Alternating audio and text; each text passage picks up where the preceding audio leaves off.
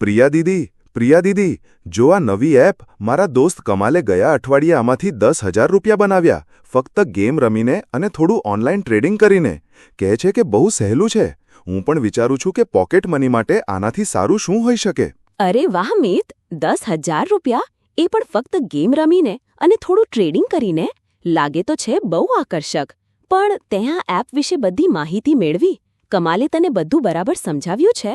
હા દીદી, એ કહેતો હતો કે શરૂઆતમાં થોડા પૈસા લગાવવાના, પછી ધીમે ધીમે રિટર્ન મળવા માંડે. ઘણા લોકો આમાંથી પૈસા કમાઈ રહ્યા છે. હવે જૂના જમાના ગયા કે કલાકો સુધી મહેનત કરીએ ત્યારે માંડ થોડા પૈસા મળે. આ તો સ્માર્ટ વર્ક છે. મિત, સ્માર્ટ વર્ક અને શોર્ટકટ વચ્ચે બહુ પાતળી ભેદરેખા હોય છે. અને જ્યાં પૈસા ઝડપથી કમાવાની વાત આવે ત્યાં આપણે ખૂબ સાવચેત રહેવું પડે. આવા સમયે આપણને વિવેકથી કામ લેવાની જરૂર પડે છે. વિવેક? એ વળી શું છે દીદી? તમે ઘણીવાર આ શબ્દ વાપરો છો, મને બરાબર સમજાવો ને. જરૂર મિત. વિવેક એટલે આપણી અંદર રહેલી સમજણ, સાચા ખોટાનો ભેદ પારખવાની શક્તિ. જ્યારે આપણી સામે આવી કોઈ ઝડપી પૈસા કમાવાની યોજના આવે ત્યારે આપણો વિવેક આપણને સવાલ પૂછવા પ્રેરે છે. શું આ ખરેખર વાસ્તવિક છે? આટલા ઓછા સમયમાં આટલો બધો ફાયદો કેવી રીતે શક્ય છે?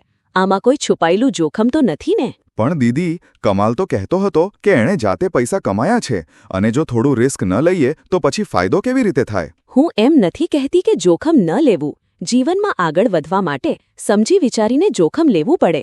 પણ અજાણ્યા પાણીમાં કૂદી પડવું એ બહાદુરી નથી, મૂર્ખાઈ છે.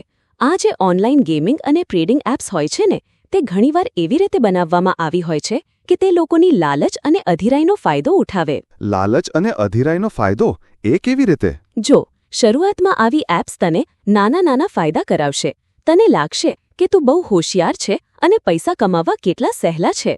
આ જીતનો રોમાંચ જ એવો હોય છે કે તું વધુ પૈસા લગાવવા પ્રેરાઈશ. તને એમ લાગશે કે બધું તારા નિયંત્રણમાં છે. પણ હકીકતમાં પૂરતા જ્ઞાન અને અનુભવ વગર આ એક જુગાર જેવું છે, જેમાં નુકસાન થવાની શક્યતા બહુ વધારે હોય છે. તમે કહો છો એ વાત પણ વિચારવા જેવી છે. કમાલ પણ કહેતો હતો કે 1-2 વાર એને થોડું નુકસાન પણ થયું હતું, પણ પછી એણે ફરીથી કવર કરી લીધું. કવર કરી લીધું? આ શબ્દો જ બહુ ભ્રામક છે મિત. ઘણીવાર લોકો એક નુકસાનને કવર કરવાના ચક્કરમાં વધુ ઊંડા ઉતરતા જાય છે.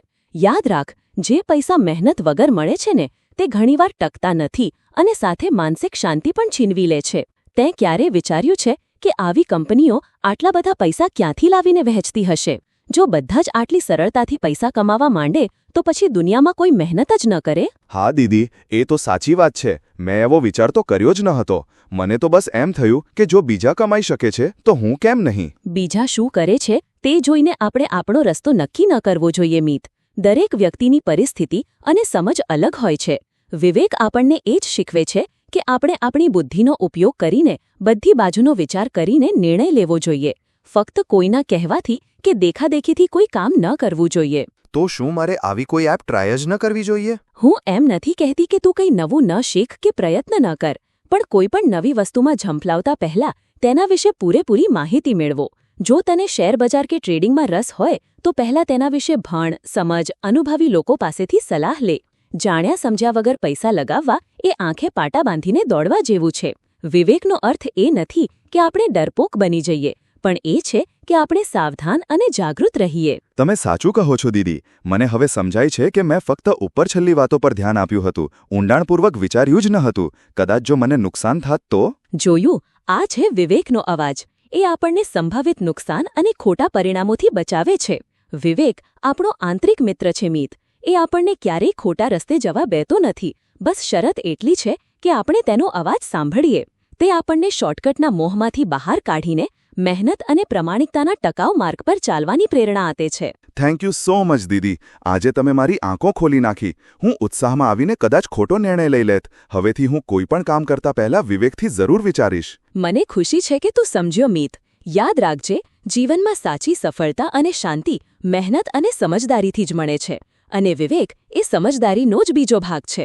તારી અંદર એ શક્તિ છે, બસ તેને ઓળખવાની અને ઉપયોગમાં લેવાની જરૂર છે.